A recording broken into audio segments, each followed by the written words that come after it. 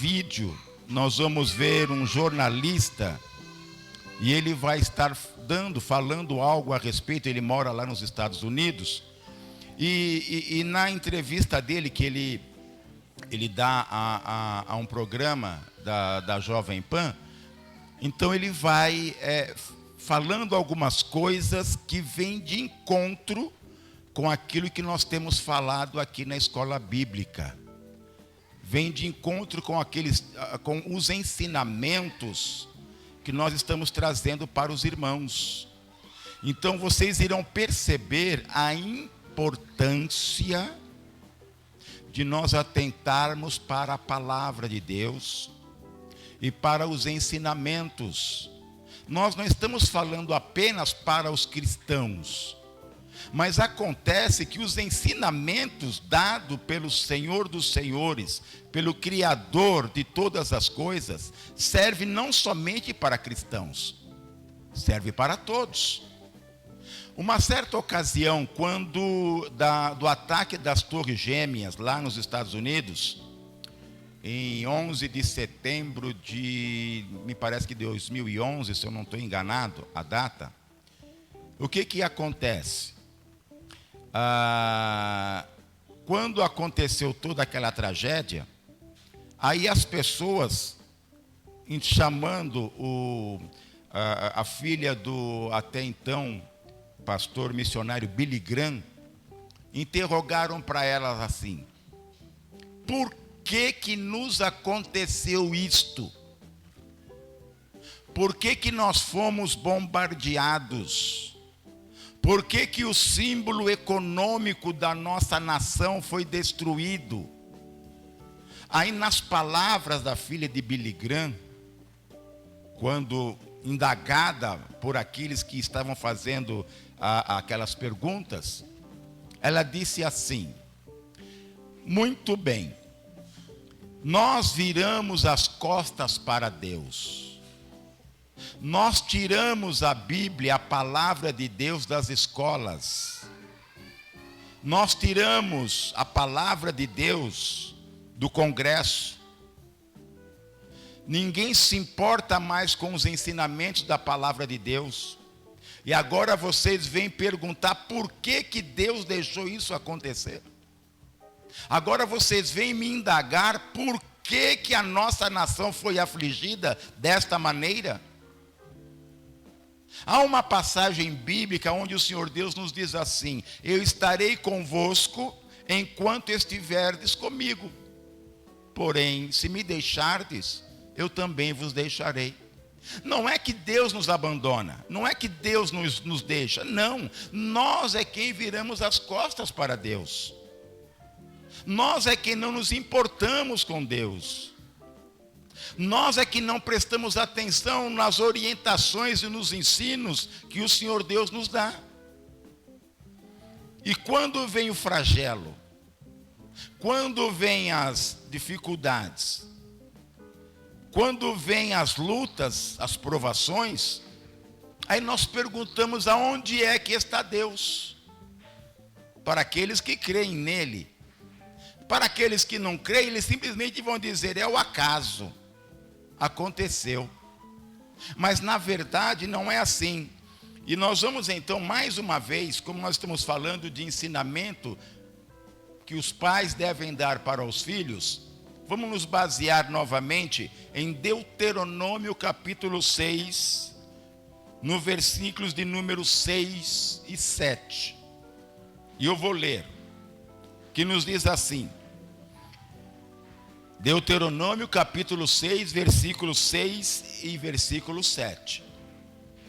E estas palavras que hoje te ordeno estarão no teu coração.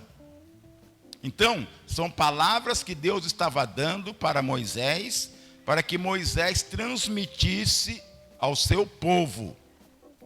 Versículos de número 7, nos diz assim: e as intimarás a teus filhos, e delas falarás assentado em tua casa, e andando pelo caminho, e deitando-te, e levantando-te. Ou seja, eu tenho que ter tempo para ensinar os meus filhos, você tem que ter tempo para ensinar os seus filhos, para que eles possam ter entendimento, possam ser bons cidadãos e venham ser bênçãos para a sociedade, para o meio em que eles estão. E no versículo 8 também diz assim: também as atarás por sinal na tua mão, e te serão por testeiras entre os teus olhos. 9. E as escreverás nos umbrais da tua casa e nas tuas portas. Ou seja, que o ensinamento, que o bom ensinamento esteja dentro do seu lar. E isso vai vir através do quê? Do seu testemunho, através do seu exemplo. Porque só as palavras em determinada ocasião não vão surtir o efeito necessário. Mas quando nós damos um bom exemplo, então isto vai fazer toda a diferença para que os nossos filhos possam aprender, assimilar aquilo que nós estamos querendo passar, para que eles possam dar seguimento a este ensinamento. Num excelente artigo intitulado Uma Palavra aos Pais, escritos em meados de 1920, o inglês A.W. Pink, nascido em 1886 e falecido em 1952, apresenta 4 princípios bíblicos para a educação dos filhos. Como ele mesmo afirma, abre aspas, a tarefa que Deus confiou aos pais não é fácil, em especial nestes dias excessivamente maus. Fecha aspas. Entretanto, poderão obter a graça de Deus se a buscarem com sinceridade e confiança. As Escrituras nos fornecem as regras pelas quais devemos viver e as promessas das quais temos que nos apropriar. Então, através da Bíblia Sagrada, nós vamos ter a diretriz, nós vamos ter a orientação necessária para que nós possamos viver bem, para que nós venhamos ter uma boa conduta, um bom porte. E através desse entendimento, através deste conhecimento, através de andarmos dentro das normas, dentro das regras estabelecidas pelo Altíssimo, por aquele que nos formou, nos criou, a sua imagem e a sua semelhança, nós poderemos nos apropriar das promessas que ele mesmo faz. Em certa ocasião, em certas palavras, nós vamos encontrar o Senhor Jesus reforçando e dizendo o seguinte: buscai em primeiro lugar o reino de Deus e a sua justiça. Porque quando eu busco, quando eu procuro conhecer o ensinamento, quando eu procuro conhecer as diretrizes que o Senhor Deus nos dá através da sua palavra, então logo Jesus continua dizendo: e todas estas coisas vos serão acrescentadas. Ora, o que é que nos será acrescentado? Tudo aquilo que nós necessitamos. Tudo aquilo que nós precisamos, o Senhor Deus fará com que venha ao nosso encontro, com que venha a nosso favor. É aquela palavra que o Senhor diz assim: obediência quero e não sacrifício. Então, é melhor nós obedecermos, é melhor nós atentarmos para os ensinamentos, para as orientações que o Criador nos dá, e as bênçãos nos alcançarão, do que nós negligenciarmos e querermos fazer sacrifícios de tolos. Pink enumera aqueles que, para ele, são 4 deveres confiados por Deus aos pais. O primeiro é instruir os filhos no conhecimento da sua palavra. Não foi porventura isso que nós acabamos de ler aqui? Aquilo que Deus, através de Moisés, passa para o povo de Israel, que os pais tivessem o tempo necessário para ensiná-los no caminho correto, para ensiná-los acerca da verdade. Então, é obrigação dos pais ensinar a palavra de Deus para eles, como está escrito. Vamos lá para Provérbios 22:6. A nossa irmã Marineuza vai ler para nós Provérbios. Vamos lá, eu vou abrir também aqui as Sagradas Escrituras. Provérbios 22, versículos de número 6. Você também que está na sua casa, os materiais para a escola bíblica dominical é a sua Bíblia Sagrada, um caderno e uma caneta, para que você faça as anotações que você achar necessário. Veja que está sendo projetado para você que está nos acompanhando na nossa live. Então, irmã Marineuza, leia para nós Provérbios 22:6.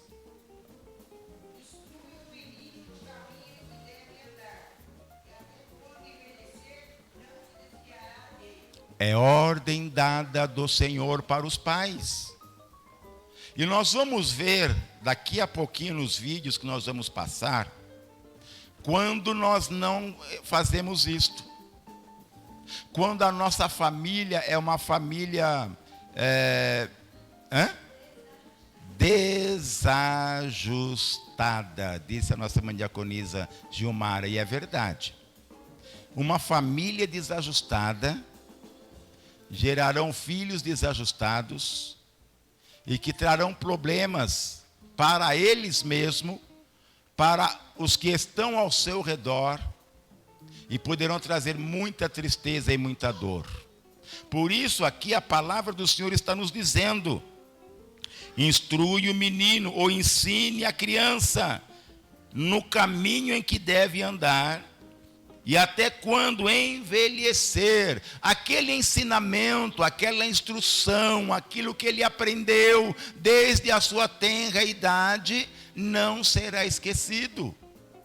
E não sendo esquecido, eles vão trilhar no caminho reto, vão trilhar no caminho da verdade. Portanto, o primeiro princípio é instruir a criança no caminho que ela deve andar. Conforme nota da Bíblia de Estudos de Genebra, a fé bíblica demonstra uma grande preocupação com a transmissão das verdades de Deus e de uma geração para outra. Percebam que, na época lá antiga do povo de Israel, eles iam passando a orientação de pai para filho. Eles tinham essa obrigação, essa responsabilidade. E nos dias de hoje, os pais têm essa preocupação de sentar com o filho, de passar o bom ensinamento, de aquele tempo de qualidade que nós falamos na aula anterior. Os pais estão tendo esse tempo de qualidade com os filhos? Tem a oportunidade de sentar com eles e ensinar-lhes o que é correto, aquilo que é bom para eles, aquilo que vai ser útil para eles. É obrigação dos pais. Eu me lembrei, acho que há 2 aulas passadas, o nosso irmão diácono Felipe colocou aqui umas palavras rápidas do pastor Rodrigo. E nessas palavras, ele foi tão certeiro, e são palavras que a gente ouvindo, dá um impacto, mas é a verdade, é a realidade. Sabe por quê? Porque ele falou o seguinte: se você não tem condição de ser um bom pai, de ser uma boa mãe, não gere filhos. Não é uma palavra dura, mas é certo. Porque se eu não vou ser um bom pai, se eu vou ser um pai ausente, se eu vou ser um pai que não vou ter tempo para o meu filho, se eu não vou me importar com o filho, para que eu vou colocar um filho no mundo? Se a mãe não tem interesse, não tem paciência, não ama, não quer cuidar da criança, para que ela vai colocar uma criança no mundo? Então é algo que nós precisamos parar, para analisar e para pensar. A partir do momento que você coloca uma criança no mundo, você tem responsabilidades com ela. Você tem que ter tempo para ela. Você vai ter que renunciar a algumas coisas que você fazia em detrimento, em benefício do seu filho, da sua filha. Se você não quer abrir esse espaço, não quer ter esse trabalho, não gere filhos. Não coloque mais uma criança para ser mais uma que vai ficar abandonada, que vai ficar sofrendo, que vai ter distúrbios emocionais, que vai ter falta de amor, que vai se sentir abandonado, recusado, se sentir, como é que eu posso dizer, me fugiu até aquela palavra, quando a criança ela se sente sozinha, porque não tem o afeto dos pais. Rejeitada, obrigado, irmã, esta é a palavra. Vai se sentir rejeitada. E quantos estão assim? Por quê? Porque são pais que apenas quiseram ter o prazer da conjunção carnal, mas não se preocuparam com aquela criança que viria depois. É mais um. É apenas mais um. Não é? Vamos continuar aqui.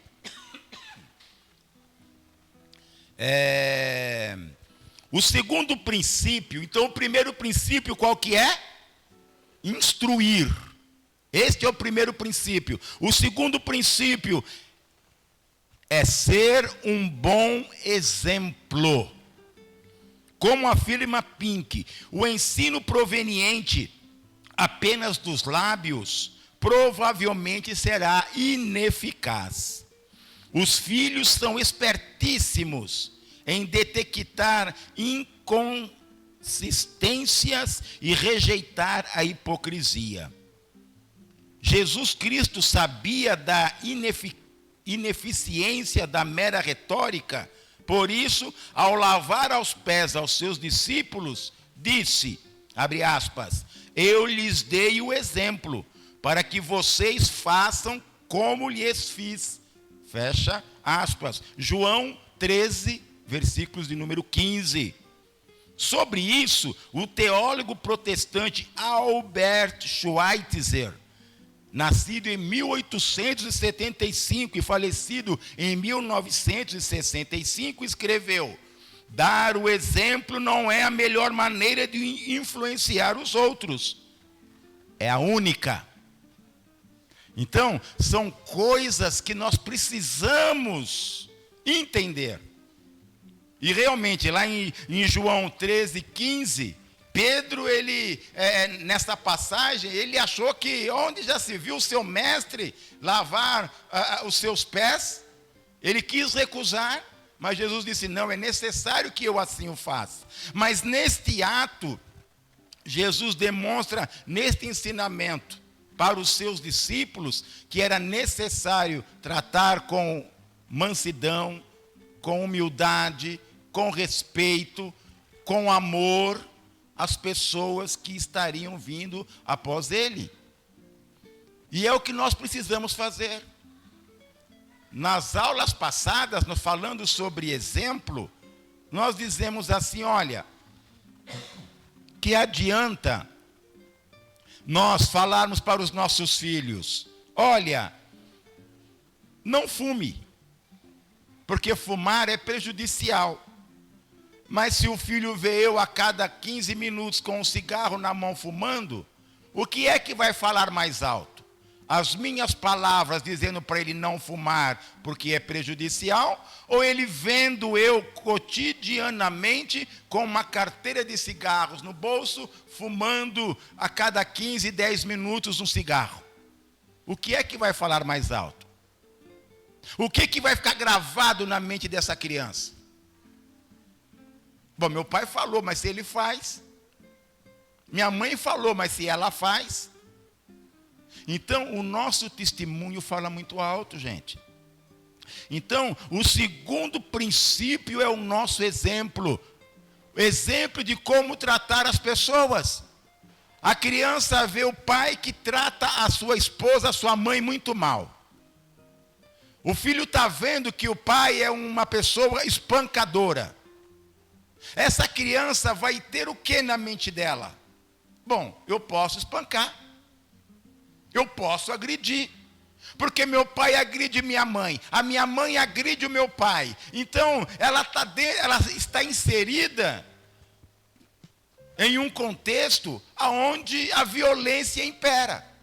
Então, logo, na mente desta criança, quando ela crescer, ela vai achar que é normal ela ser agressiva. Ela vai achar normal ela agredir uma outra criança na escola. Se ela, dentro da sua família, vê que os pais não se respeitam, um fala palavras pesadas, palavrões um para o outro, e aí o pai fala para o filho, olha, não fala palavrão, mas ele vê os pais falando, o que vai acontecer? Quando ele estiver fora do seu conceito de família, aonde ele estiver, ele vai usar esse termo. Por quê? Porque é aonde ele está inserido. É o que ele está vendo. É o que ele está aprendendo. Então, o nosso exemplo fala muito alto. Já em uma família, onde o esposo trata bem a esposa trata bem o esposo, o filho vai aprendendo o quê? A boa educação deve imperar. Se é um filho que é bem orientado, que é amado, não é? Que quando alguma coisa acontece, não é? O pai chama e orienta e ensina com amor, com carinho. Esta criança vai ser diferente quando ela estiver inserida na sociedade. Porque todo o exemplo que ela teve é um exemplo de ser educada, de saber tratar as pessoas, de saber conduzir a situação. Por quê? Porque o exemplo que ela teve desde pequeno a levou a ter uma ótima formação na sua intelectualidade. O terceiro princípio, então, o primeiro princípio é instruir. O segundo princípio é o nosso exemplo, o nosso bom exemplo. O terceiro princípio que nós observamos aqui é não hesitar em disciplinar. Não deixe de disciplinar. Não deixe de corrigir. Não deixe de ensinar. É fundamental que você faça isto. O próprio Deus revela esta disposição ao declarar, abre aspas, o que é que o nosso Deus, ele nos fala? Ele nos diz assim: eu repreendo e disciplino a quantos amo. Isso está lá no livro do Apocalipse 3:19. Vamos ler? Porque a gente é bom conferir na palavra, não é? O que a palavra de Deus fala, assim nós devemos observar. Livro das Revelações, livro do Apocalipse, capítulo 3, versículos de números 19. Vou pedir para que a nossa irmã diaconisa Gilmara leia esse versículo para nós, que também será projetado para vocês que estão conosco na nossa live. Daqui a pouquinho nós vamos passar os 2 vídeos para a gente poder reforçar tudo isso que nós estamos falando aqui. A necessidade, a importância do ensinamento, a necessidade, a importância de nós instruirmos, de nós sermos exemplos e de nós corrigirmos na hora necessária, nós não hesitarmos. É preciso corrigir? Vamos corrigir. O que é que diz diaconisa Gilmara? Eu repreendo e castigo a todos quantos amo. Sê, pois, zeloso e arrepende-te. Olha que coisa linda. O próprio Deus nos fala isto. Eu repreendo, eu corrijo e castigo a todos quanto amo. Você ama realmente seu filho? Você ama realmente a sua filha? Você corrige? Mas corrige de que maneira? Corrigir de que forma?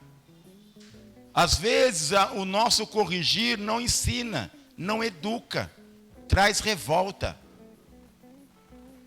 né? Dependendo da maneira como nós achamos que estamos corrigindo, nós podemos estar trazendo traumas para os nossos filhos. Mas corrigir é você amar. Eu sempre dizia, não é? Quando íamos corrigir os nossos filhos, eu dizia, olha, se você está com ira, não faça nada. Porque na hora da ira você não vai corrigir. Você vai espancar, você vai expressar toda a sua indignação daquele ato que a criança praticou naquele momento. E depois, você vai se arrepender. Eu me lembrei de uma história que era contada, de uma criança. O pai comprou um carro novo. E a criança me pega um prego. E a criança pegou e começou a desenhar no carro. Carro novo. E a criança com o prego fez uma florzinha, sabe? Fez uns riscos assim no carro. Quando o pai chegou e viu aquilo, ele ficou tão irado, que ele pegou e bateu no braço daquela criança, nas mãos daquela criança.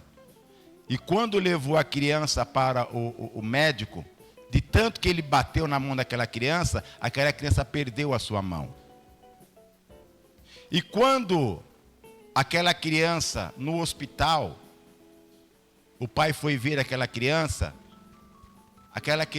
ela falou, ó papai, eu fiz aquilo no carro para deixar ele bonito.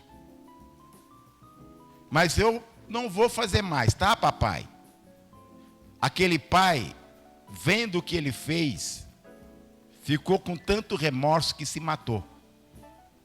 Por ele ter batido de uma tal maneira naquela criança, que levou ele a perder a sua mão. Então, irmãos, que tipo de correção é essa que nós vamos ter? Que nós vamos fazer? Então, é muito importante que na hora da ira você não faça nada. Não faça nada. Quando baixou aquela emoção, então você vai sentar com a sua criança e você pode até dar um castigo, mas você vai com amor falar, olha, eu estou fazendo isto por causa disso, disso e disso, que isso não vai ser bom, isso não foi bom, o que você fez não é o correto. Então, esse tipo de orientação, esse tipo de maneira de tratamento é fundamental. Então, não é que nós devemos tirar a disciplina, não é isso. O próprio Deus, Ele nos disciplina, o próprio Deus nos ensina, tirando-nos, ou deixando de nos dar alguma coisa que nós estamos achando que devemos ter. Mas isso não quer dizer que Deus não nos ama. É que às vezes naquele momento nós não estamos preparados para receber aquilo que nós queremos.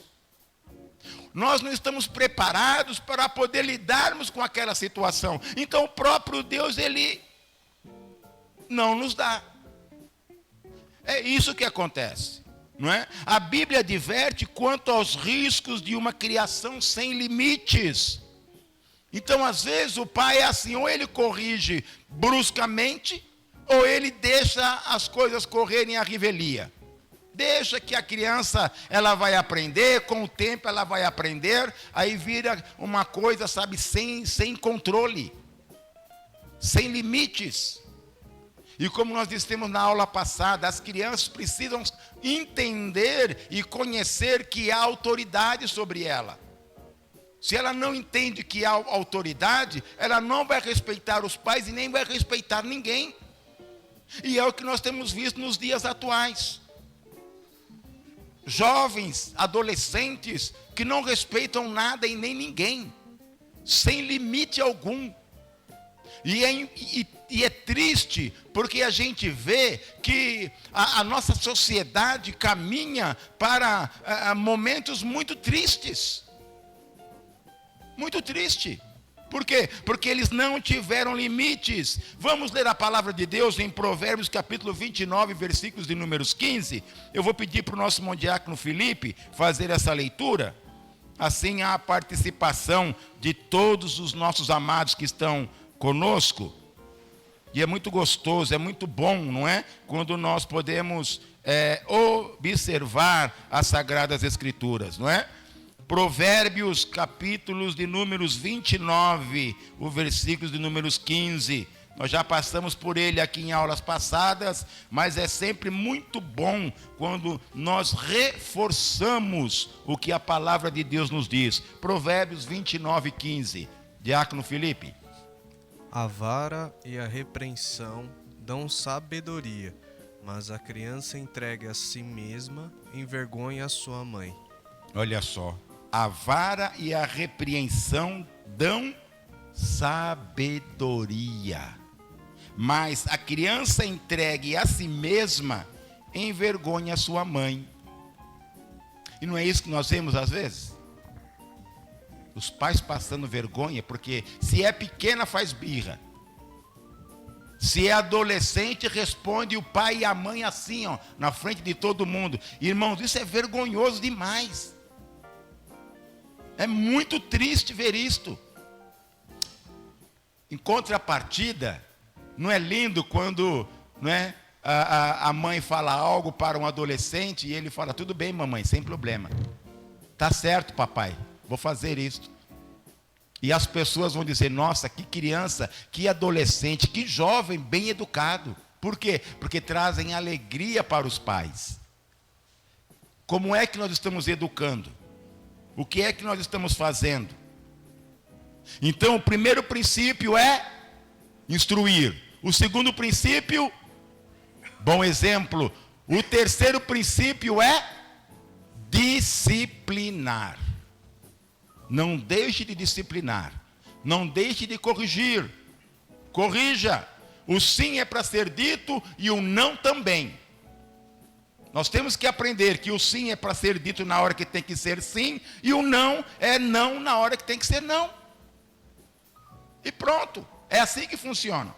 E para finalizarmos, o que o nosso irmão Pink, ele coloca, né, sobre princípios bíblicos para a educação. Então a quarta que ele coloca, o quarto princípio é sempre orar pelos filhos. Sempre orar pelos filhos. Pois é. A palavra de Deus diz assim: sem a súplica constante diante de Deus em favor dos filhos, todos os demais esforços serão inúteis. Percebam que é uma coisa ligada à outra, uma coisa presa à outra. Então, se você, não ainda que está nos acompanhando na live, você não é um evangélico, mas você deve também ter isso, não importa o seu credo religioso, mas você precisa estar intercedendo, estar orientando, estar ensinando, estar conduzindo o seu filho, a sua filha, nos bons princípios que você crê, nos bons princípios que você valoriza serem corretos, porque você vai estar ajudando o seu filho, você vai estar ajudando a sua filha, a que eles tenham uma vida feliz, a que eles sejam prósperos, que eles venham ser felizes, e trazer felicidade para aqueles que estão ao seu redor. É isto. Então, uma atmosfera de oração deve permear o lar e ser respirada por todos os que nele habitam. Se concordarmos com a criação de filhos, ou melhor, se concordamos que a criação de filhos é motivo de constante preocupação para os pais, é oportuna a afirmação de João Calvino, reformador francês do século XVI. A oração é o antídoto para todas as nossas aflições. Palavras sábias, não é? Palavras sábias de João Calvino. Então não tem meios, não tem outros recursos. Você quer ser abençoado? Você quer ter uma vida feliz? Você quer que a sua família venha a ser bênçãos para você? Os seus filhos venham ser bênçãos para você e para todos aqueles que estão ao seu redor? Siga estes princípios. Vá segundo esses princípios, segundo a orientação da palavra de Deus, e certamente você não irá se arrepender. Nós vamos passar os 2 vídeos agora, e eu gostaria muito que você prestasse atenção, porque infelizmente foi uma tragédia que aconteceu esta semana, lá nos Estados Unidos.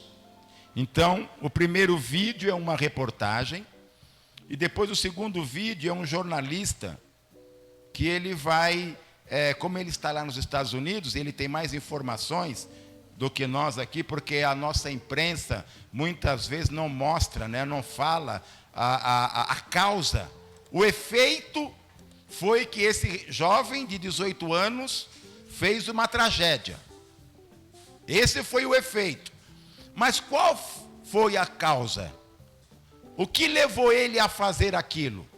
Então é isso que nós vamos analisar, e depois eu quero a palavra de vocês que estão aqui, da nossa irmã Diaconisa Gilmara, da irmã Marineuza, do nosso irmão Diácono Felipe, não é? Então depois vocês, ao verem o vídeo, deem o parecer de vocês. Ô pastor, tá bom? deixa eu só... Vamos lá então para o vídeo, pode ser? Deixa eu só fazer uma informação, pastor. Na nossa live a gente não vai transmitir. Não tá ouvindo? Aqui na igreja nós não estamos tá ouvindo. Você só... está na live, mas não está na igreja. Isso, deixa eu aumentar aqui o microfone. Tá. Pior que ele não tá saindo aí pra vocês, né? Tá estranho.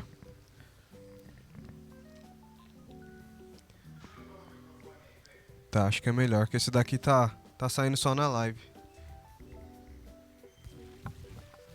Deixa.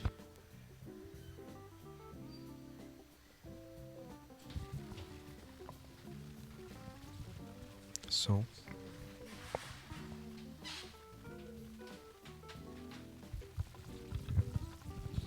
Som. Agora melhorou. É só para avisar que nós vamos transmitir só para quem tá aqui no culto, tá, pastor? Porque na live a gente pode ser derrubado por direitos autorais. Então a gente vai colocar só o áudio, tá? Para quem está nos acompanhando na live, vocês não verão o vídeo, né, por conta de direitos autorais. Mas vai sair o áudio perfeitamente aí para vocês poderem acompanhar também, só esse adendo. Vou soltar aqui os áudios.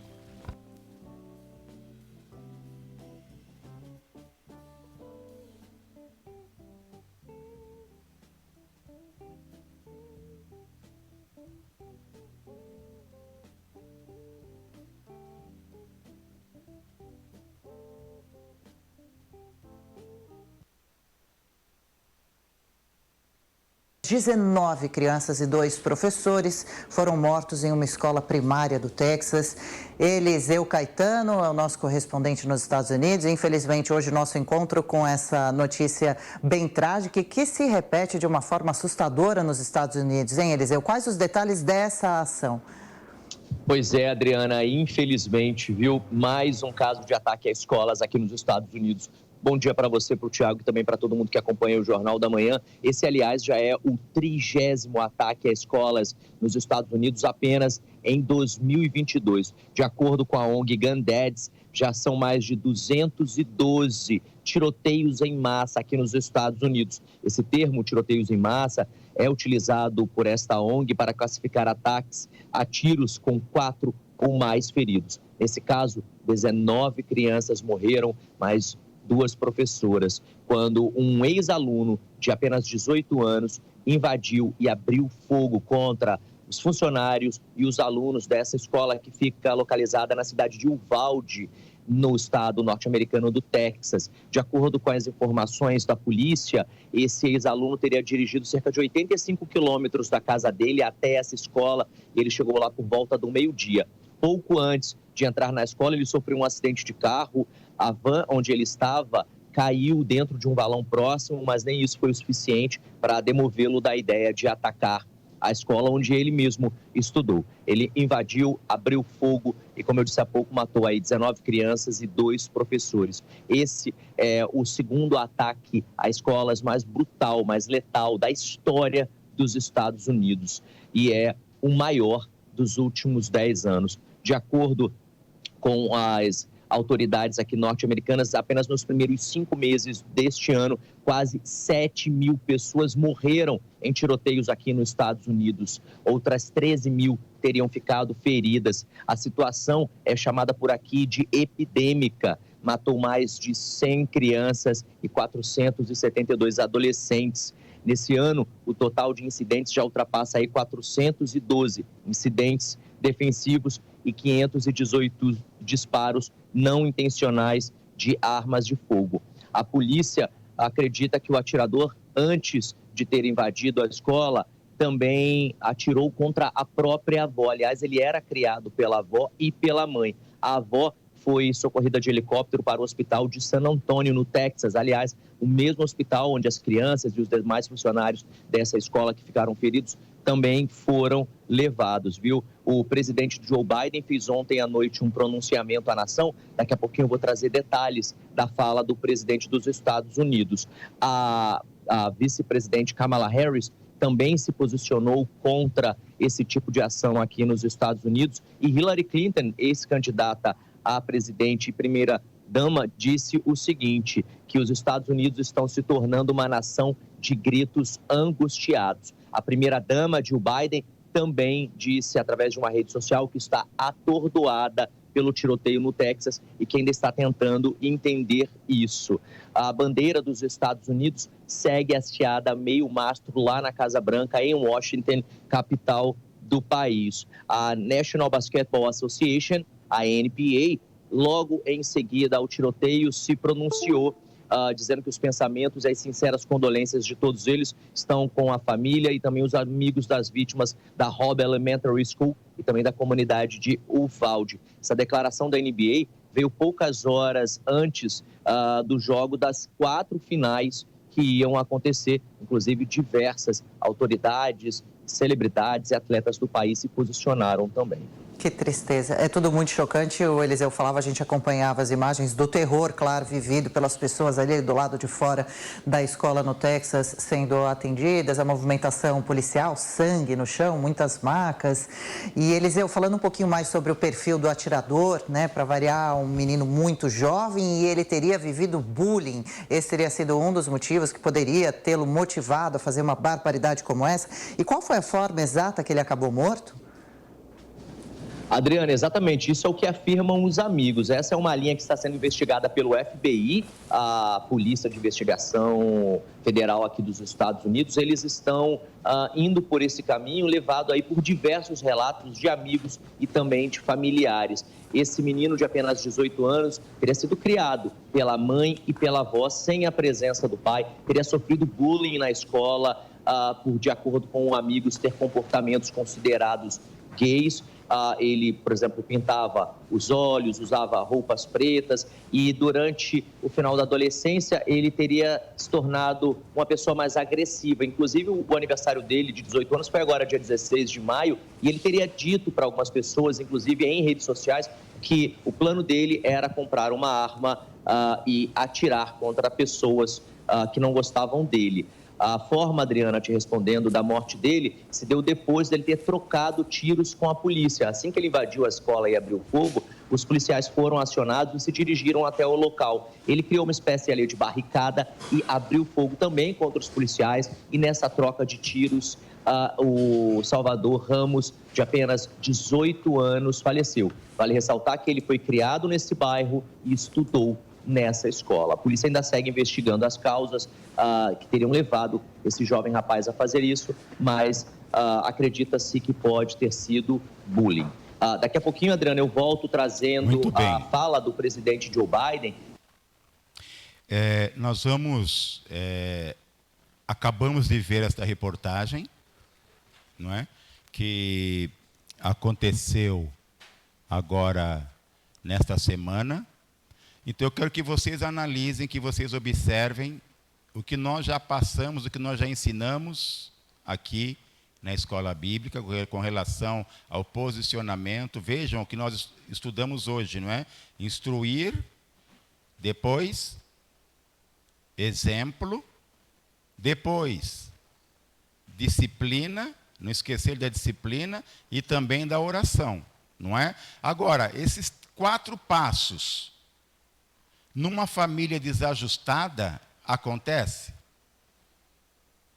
Então, percebam a importância do ensinamento que é trazido. Às vezes, nós não damos importância. Nós achamos que está tudo muito bem, quando, na verdade, não está. Por isso, nós somos sempre orientados a olhar os conselhos da palavra de Deus. E agora nós vamos... É uma reportagem um pouco longa, mas é uma entrevista que o jornalista dá a um programa também da Jovem Pan, e ele vai falar coisas interessantes, que nós gostaríamos que vocês prestem atenção, e depois nós vamos ouvir o que vocês acham, o que vocês perceberam ou notaram dessa reportagem, desse trágico massacre, e também do que o jornalista vai dizer depois. Vamos lá para a entrevista do jornalista.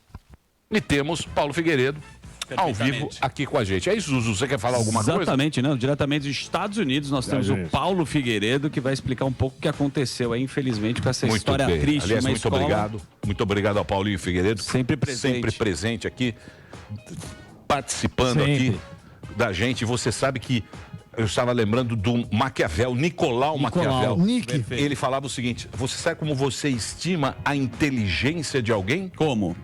Com as pessoas que estão à sua volta. Por isso que eu faço questão de estar ao lado de Paulinho Figueiredo, o cara mais inteligente da sala. Samidana, o nosso querido Superman, Daniel Zucca, estar ao lado de vocês. Eu e o Alba. Estar ao lado de vocês me deixa muito feliz de estar aqui trocando ideia todos os dias. Obrigado, viu, Paulo, de você participar aqui do programa. Eu que agradeço, é muito bom estar aqui nesse programa, um dos melhores programas do Brasil, sempre um prazer, sabe que eu adoro vir aqui ao Pânico em Mim. Eu queria estar em condições, em dias de notícias melhores, né? Esse é um dia muito triste, principalmente para quem é pai, muito difícil. Só para contextualizar, foi um atentado que aconteceu numa escola no Texas, causando a morte de 19 crianças e 2 adultos. E o papo, meu querido Paulo Figueiredo, é sobre o lobby das armas. Eu queria que você falasse como é que funciona aí nos Estados Unidos.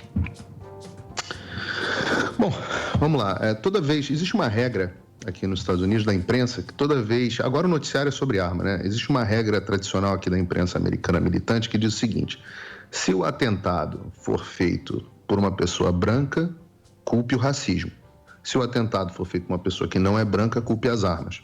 Né? Na semana passada, acho que foi na semana passada que eu estive aqui com vocês, e nós estávamos comentando um atentado de Buffalo, né? Buffalo, em Nova York, onde foi um homem branco, supostamente um supremacista branco, que teria feito os ataques. Então a culpa era racial. Aí agora, essa semana, o ataque foi feito por um latino, então a culpa é das armas. Eu não creio que as armas sejam as culpadas, né? Difícil você culpar um objeto pela ação. Os Estados Unidos têm uma tradição da defesa do uso de armas pelos cidadãos de bem, por 2 motivos principais. O primeiro desses motivos é a defesa do país contra, seja invasores externos, seja contra tirania. O presidente Bolsonaro já falou bastante disso, né? Povo armado não é escravizado. Todos os governos, todas as tiranias começaram desarmando a população civil. Então, acima de tudo, o americano enxerga que a arma é uma proteção contra invasores externos e tiranos, potenciais governos tiranos. Mas também é uma forma do cidadão proteger a sua família, o cidadão de bem ter como proteger a sua família. Isso tem consequências? Tem consequências. Não tem nenhuma política pública que não tenha consequências. E a sociedade busca um grau de como você manter o acesso à população de bem, tendo as suas armas para esses propósitos que eu citei aqui agora, e você tentar impedir que a arma caia nas mãos de cidadãos ruins, né? Mas maluco, a verdade, assim, que isso que acontece, isso que aconteceu, isso que tem acontecido nos Estados Unidos, é uma coisa muito difícil de impedir. Que um maluco pegue uma arma e entre e mate todo mundo. Vocês devem lembrar aí, no Brasil, no final da década de 90, o massacre em São Paulo, o massacre no Morumbi. O Brasil, que é um país com uma política desarmamentista muito grande, o cara foi lá, comprou uma arma, uma submetralhadora ilegalmente, matou um monte de gente aí no cinema. No Morumbi, no cinema, no Morumbi Shopping, né? Shopping Morumbi. E isso foi no final da década de 90. E isso pode acontecer em qualquer lugar. O que eu acho que as pessoas não dão atenção devida nesse assunto e evitam discutir são as razões psiquiátricas e psicológicas que levam um indivíduo a cometer uma barbaridade dessa, né? No caso, esse monstro, 18 anos de idade, matou inclusive a própria avó antes de entrar na escola e sair atirando todo mundo. Não se sabe ainda tudo sobre ele. Eu não vou nem falar o nome aqui para não dar notoriedade, que é exatamente o que ele queria. Mas, de novo, aquele roteiro. Família desestruturada, uma mãe solteira que teria colocado ele para fora de casa, os colegas que dizem que ele raramente aparecia na escola, tinha histórico de autoagressão, cortou o rosto múltiplas vezes, parece que tinha problemas de fala, sofria bullying pela forma como ele se vestia, trabalhava numa lanchonete. Não sei se tem Wendy's no Brasil. Wendy's aqui é uma espécie de McDonald's, uma espécie de Burger King. Sim, tinha aqui sim. Tinha já. Tem, então, eu até gosto. Ele trabalhava lá, recebia o salário, não falava com ninguém, ia embora. Parece que às vezes ameaçava um colega ou outro, dizendo: você sabe quem eu sou, você não sabe quem eu sou realmente, né? E o denominador comum entre todos esses mass shooters, né, esses assassinos, atiradores em massa, que é algo que inclusive engloba também um fenômeno diferente, que é o dos serial killers, mas eles têm esse fator em comum, é a questão da família desestruturada, a família desestabilizada, né? Eu não achei ainda nenhum caso de pessoas que têm lares intactos, pais amorosos, relação familiar estável, relação social estável. Praticamente todos esses mass shooters, né, esses atiradores em massa, eles sofrem do que se chama de transtorno de personalidade esquizoide, né, que são as pessoas que não têm relações sociais, que têm um estilo de vida solitário. E a sociedade americana é muito, muito menos socialmente integrada que a sociedade brasileira. A família é uma família muito menos unida. Então, assim, por trás desses mass shooters estão sempre três coisas: desestabilização das relações sociais, a família é a principal delas, um niilismo, uma falta de propósito, de sentido da vida, né, que leva a esse estado mental. E, claro, a discussão da sociedade do que fazer com os nossos loucos, né? São três fenômenos, essa política antimanicomial. São três fenômenos do pós-modernismo, e a gente pode até falar mais sobre esse estado mental, esse amargor que leva a um ódio, que leva a uma revolta, que a revolta se traduz em homicídio. É um estado demoníaco, é um estado mental demoníaco, né? Mas olha, assim, no final das contas, eu não acho surpreendente que uma sociedade que tem famílias destruídas, onde tudo é relativo, não existe Deus, não existe sentido da vida, indivíduos cada vez mais isolados de convívios sociais, com interações cada vez mais artificiais por redes sociais, que incentiva uma sociedade que incentiva o uso de drogas que muitas vezes servem como gatilho ou potencializam distúrbios mentais. E uma sociedade que não sabe fazer com que os próprios loucos, porque sempre vamos ter loucos, né? Sempre tivemos loucos. Não me surpreende que uma sociedade tão adoentada dessa forma gere indivíduos assim, onde, de novo, é um estado mental demoníaco, infernal, não é uma coisa... Tem um componente espiritual aí que não dá para ser desprezado. Você falou tudo, Paulinho. Você sabe que o homem sem esperança é um homem muito perigoso. O homem sem esperança, ele é perigoso, ele faz isso aí. Ô Paulo, você acha que essa questão... Você falou que hoje a galera interage menos, já os Estados Unidos já não é um lugar muito bacana, assim, de convívio familiar, a família não é tão unida. E você acha que a questão da escola, hoje em dia, é um fator que, ao invés de ali, onde ele tem um convívio com outras pessoas, a escola está limitando cada vez mais esse lance do bullying, que não pode ter bullying, porque antigamente, pelo menos na minha época, eu acredito que dali para trás também era assim, a gente sofria todo tipo a gente chamava de encheção de saco, não era bullying, e a molecada tava aí firme e tudo mais. E hoje em dia a gente vê a molecada mais fragilizada, não aguenta nenhum tipo de encheção de saco, é bullying, é coitadismo. Você acha que aonde a molecada poderia estar se fortalecendo, já que a gente tem as redes sociais que afastam eles de convívio social, você acha que isso aí que está estragando mais a molecada e deixando ela pior do que melhorando essa rapaziada aí, não? Você imagina, né? Pensa só, Morgado. Você tem uma sociedade hoje que é a sociedade dos floquinhos de neve. Sim. Todo floquinho de neve ele é único, mas bate um raiozinho de sol e ele derrete, né? Então, a sociedade ensina que todos nós somos floquinhos de neve, somos únicos, todas as crianças são especiais. Mas a realidade da vida, da dureza desse mundo, ela vai se impondo. O mundo, ele é um lugar cruel. Todos nós enfrentamos, todos os dias, inúmeras crueldades. E você tem chefe escroto, você tem ser maltratado por ser trapaceado, né? Aquela história, todo dia um otário e um malandro saem de casa e em um momento eles vão se encontrar, né? Então, assim, isso é inexorável. Quando você cria crianças que não podem ser contrariadas, adolescentes que precisam de safe space, que palavras machucam, tudo, eles são protegidos de tudo, de todas as adversidades da vida. Inclusive do comportamento de bullying na escola, você tenta proteger essa pessoa ao máximo. Quando ela encontra as reais dificuldades da vida, ela não tem anticorpos, ela não está preparada, ela não construiu a armadura que ela precisaria construir. Então não adianta nós tentarmos proteger as pessoas da crueldade do mundo, porque a crueldade do mundo se impõe, nós vivemos num mundo caído. Esse não é o território de Deus, esse território é do inimigo. Então a maldade vai chegar inexoravelmente e nós vamos ter que confrontá-las. Eu tenho uma filha de 5 e uma de 7, acabou de fazer 7. E eu tento criá-las para serem fortes, felizes, mas fortes o suficiente para enfrentarem o máximo que puderem enfrentar na vida, porque, de novo, esse mundo é um lugar triste. Agora, pior ainda é quando nós criamos uma sociedade assim e como os indivíduos que têm transtornos psiquiátricos, que são ou agravados ou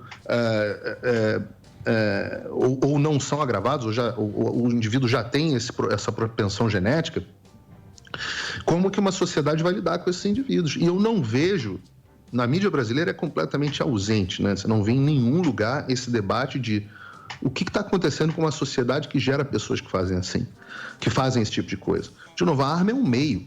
E pessoas que cometem mass shooters, cometem massacres, digamos assim, eu acho que essas pessoas não estão muito preocupadas se estão comprando uma arma legalmente, se estão comprando ilegalmente. A gente pode discutir aqui instrumentos para dificultar que um garoto de 18 anos compre uma arma tão facilmente? Podemos, mas isso também tem consequências nocivas para o outro lado de política pública. Não resolvem o problema original. Nós vivemos numa sociedade adoentada. E, Paulo, eu queria te perguntar, posso fazer uma pergunta para o Paulo? O TikTok é o maior sintoma da doença da sociedade, chama-se TikTok. Que aflige. Ali você vê a doença que vive. Pois não. Paulo, eu queria ouvir de você a repercussão sobre as declarações de Nancy Pelosi e Joe Biden, que, de uma certa forma, eu acho nojenta a maneira como eles se expressam, porque, por um lado, eles falam, estamos tristes com a situação, e daí temos raiva, e daí eles canalizam essa raiva aos republicanos. eles fizeram uma série de declarações falando que isso, de uma certa forma, é culpa dos republicanos. Aí eu queria entender o que você acha desse processo de manipulação discursiva que eles usam o tempo todo, querendo dizer o seguinte: isso é culpa da NRA, isso é culpa dos republicanos e de quem pensa diferente de nós. Olha só, você só consegue convencer alguém a abrir mão de uma liberdade, né, se você explicar para essa pessoa que existe uma ameaça muito grande. Então, foi assim, por exemplo, a gente viu isso com o Covid. E às vezes isso é uma postura legítima, às vezes isso não é uma postura legítima. Por exemplo, todos os países têm lei marcial, né? Você está em estado de guerra, as leis que valiam um estado de liberdade deixam de valer porque você tem uma ameaça real muito forte. No Covid, por exemplo, as pessoas, eu já disse isso, metade das pessoas achavam que a chance de você ser hospitalizado era de mais de 50%. Então, as pessoas abriram mão das suas liberdades porque entendiam que tinha uma ameaça grande. Para as pessoas, para convencer os americanos de que eles precisam abrir mão da liberdade de se defender, tanto de um governo tirânico quanto de uma invasão externa, ou tanto de um agressor, ou proteger as suas famílias, eles precisam mostrar que existe uma ameaça maior dentro de casa, e que essa ameaça maior são o acesso desses indivíduos às armas de fogo. E o que esses políticos fazem é que eles não esperam nem os corpos das criancinhas esfriarem. Eles utilizam os corpos das crianças como palanque. E isso é uma postura absolutamente horrorosa. É a postura mais asquerosa que pode existir. E nós vimos isso agora acontecendo no caso da Covid com uma frequência muito grande. O fenômeno é esse mesmo. Então, vai dizer o que a culpa é da NRA porque esse menino comprou uma arma e fez um mass shooting? E quantos mass shootings não foram feitos com armas ilegais? Eu dei o exemplo aí do Brasil, mas nós sabemos quantos não são feitos. Às vezes é um indivíduo que pega um carro e atropela todo mundo numa parada. Você tomar a arma das pessoas vai ter uma série de consequências ruins, né? Inclusive escravizar a sociedade, ou deixar a sociedade vulnerável a ser escravizada, e você não vai resolver o problema originário. Ora, nunca, nenhum tirano virou e falou assim: olha, eu estou tirando as armas de vocês para dar o monopólio da força ao Estado, para que vocês não possam se defender. Não foi assim no Brasil, né? Lembra? Nós, no desarmamento no Brasil, a promessa era que ia resolver a questão da violência. O Brasil, num período de desarmamento, a violência no país disparou. O Brasil se tornou um dos países, em alguns números, o mais violento do mundo. Impossível comprar arma no Brasil. Os bandidos não sabiam que era impossível, né? E foram lá e fizeram. Compravam e a violência disparou. Aí agora, no governo Bolsonaro, comprar uma arma se tornou muito mais fácil.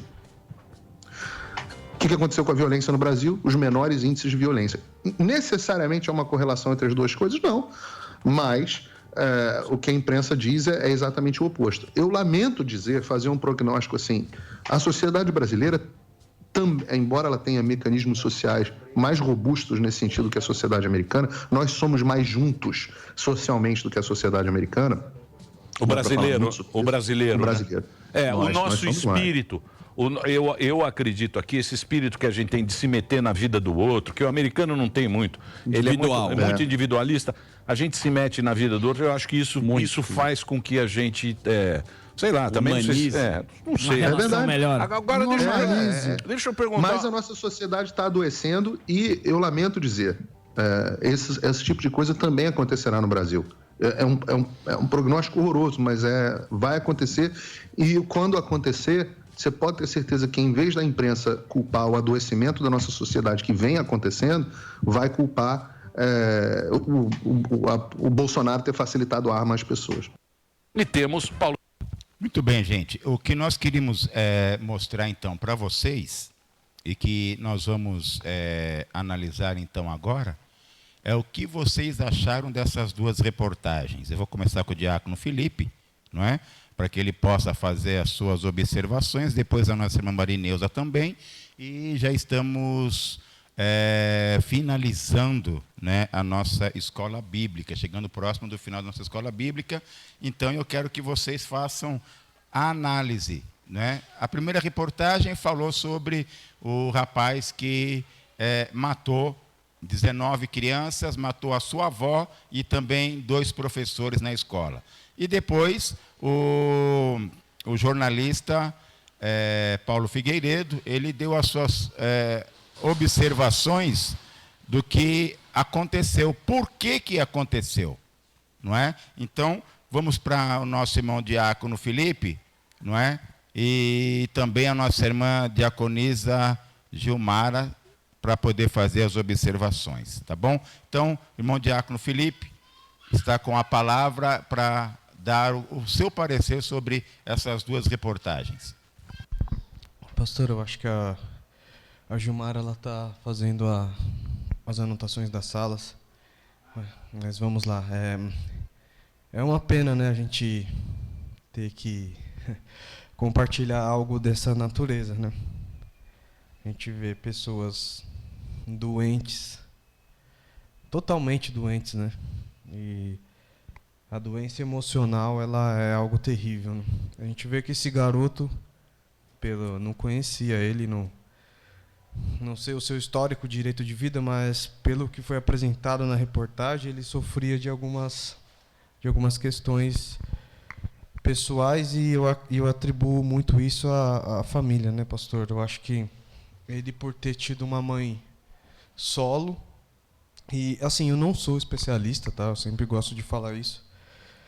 Não sou entendedor da área, psicólogo, nada, mas a gente vê que a falta de uma figura paterna em casa, ela traz muito problema psicológico para a criança, né?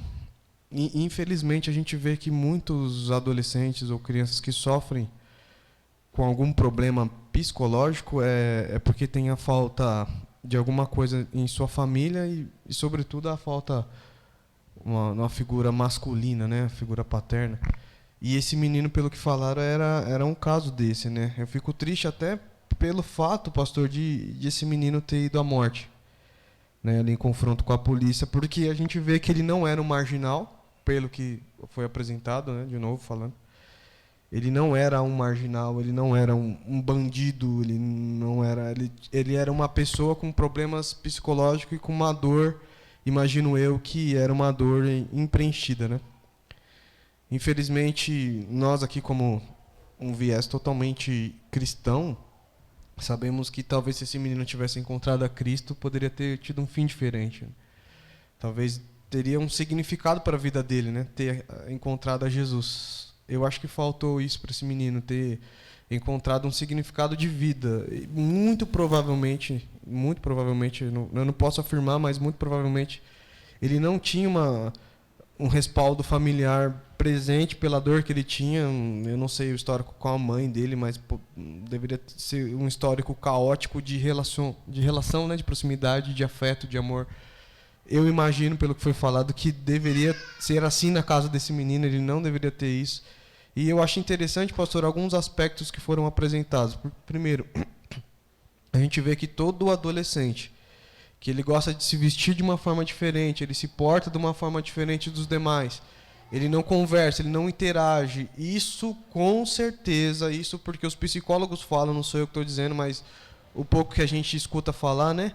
Os psicólogos apresentam que essas crianças, eles têm alguma dificuldade, eles querem chamar a atenção de alguma forma, isso é uma forma de chamar a atenção, isso é uma forma de falar, eu estou sofrendo. Sobretudo essas que se cortam e tudo mais, é uma forma de chamar a atenção. Isso daí os psicólogos vão falar, e esse menino era uma delas. Ele queria chamar a atenção de alguma forma, e eu acho que ele não era notado. E outras coisas que eu achei muito interessante, pastor, aqui o Paulo Figueiredo, eu acho que ele foi muito feliz. Primeiro, sobre a fala do Paulo Figueiredo, eu achei muito interessante o seguinte: a gente vive numa sociedade muito doente, muito doente. E ainda mais, pastor, nos dias de hoje, que nós temos uma sociedade que ela quer buscar cada vez mais a aceitação de uma forma não social, que são as mídias sociais, né? As mídias sociais, ela prega uma perfeição, pastor, que não existe. Não existe a perfeição que as mídias sociais pregam, de pessoas 100% felizes, pessoas 100% bonitas, pessoas 100% conquistando tudo que elas querem, essas postagens de tudo. Pastor, isso não existe.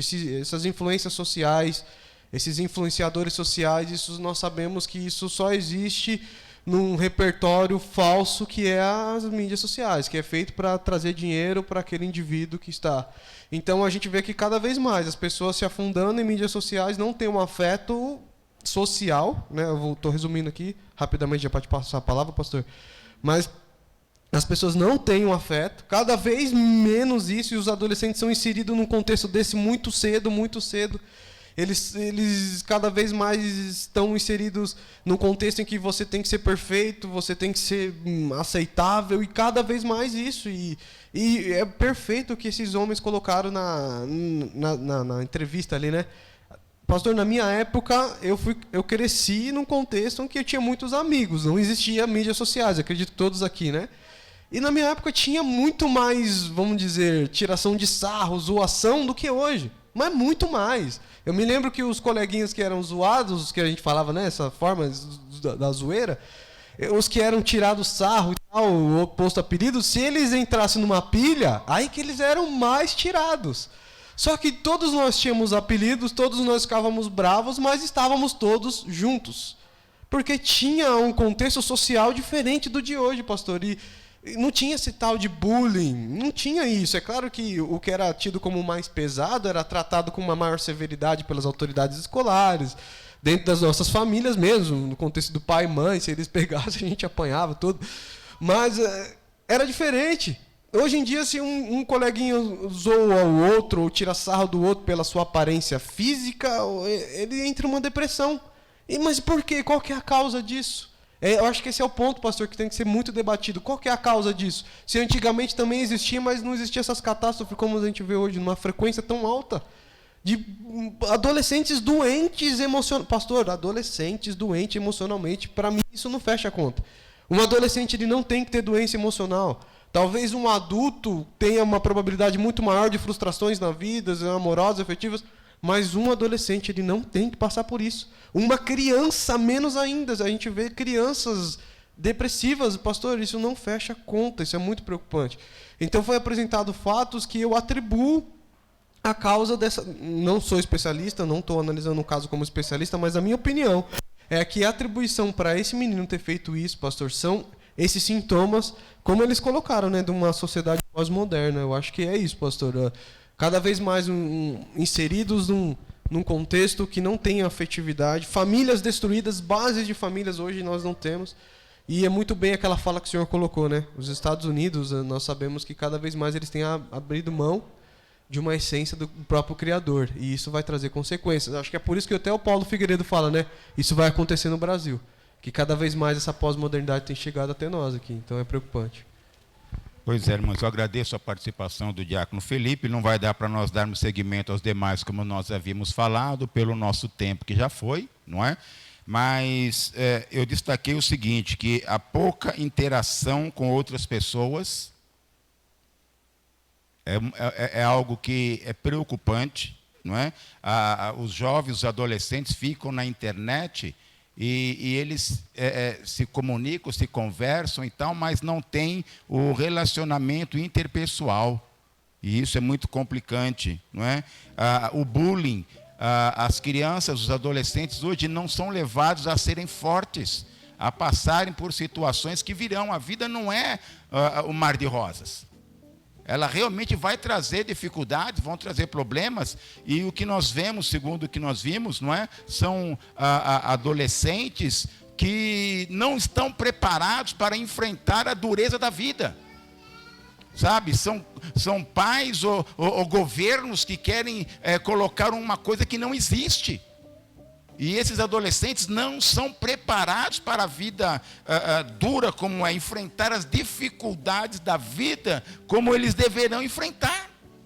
Por isso nós temos essa preocupação, estamos ensinando, estamos mostrando os exemplos bíblicos, a maneira correta, e uma coisa que foi fundamental, que foi falado: a falta da família, a falta do pai, a falta da mãe, uma mãe desestruturada, uma mãe solo, que numa certa ocasião coloca o filho para fora, e tudo isso ocasionou o quê? Traumas profundos neste jovem, que o levou a matar 19 crianças 2 professores e mais a sua avó.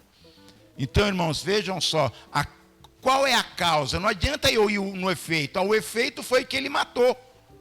Mas o que levou ele a chegar a esse ponto? Que a sociedade não discute isso. A nossa sociedade, ela não vê isso. Ela vê o efeito, mas ela não vai na causa.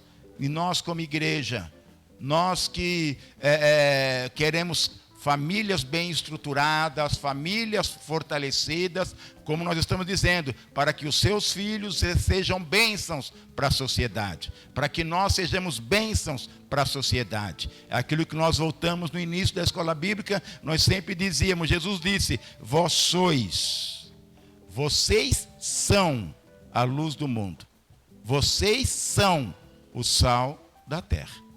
Então, há uma grande responsabilidade em nós como pais, como família, como casal, com relação aos que estão ao nosso redor, com relação aos que estão, próximos. Jesus espera de nós isto, luz e sal.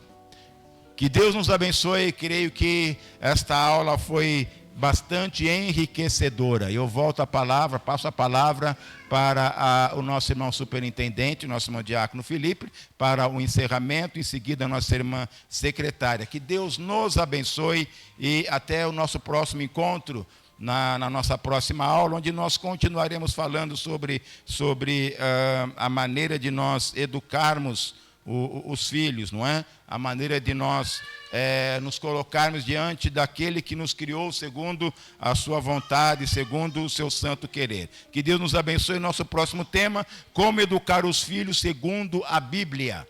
Deus nos abençoe. Fiquem com Deus.